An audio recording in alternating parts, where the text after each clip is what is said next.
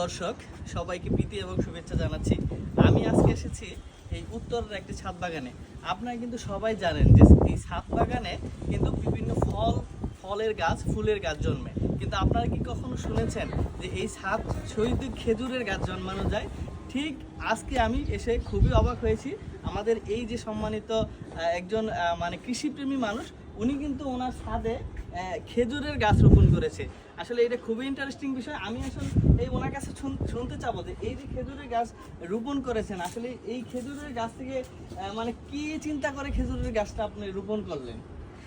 ধন্যবাদ আপনাকে। আসলে খেজুরের গাছ সবারই একটা সফট কর্নার থাকে।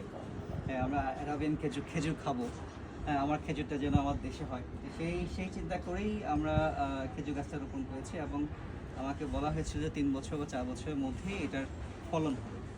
সেই উদ্দেশ্যে দেওয়া হয়েছে একটা সফট কর্নার তো ছিলই খেজুর গাছের জন্য।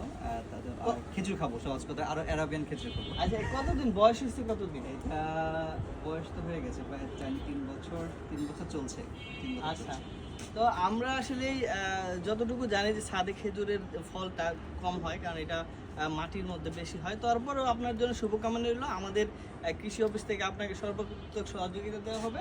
আশা করি এই খেজুর এটাও ভালো হোক, সে আপনার জন্য শুভকামনা রইল। ধন্যবাদ। ধন্যবাদ।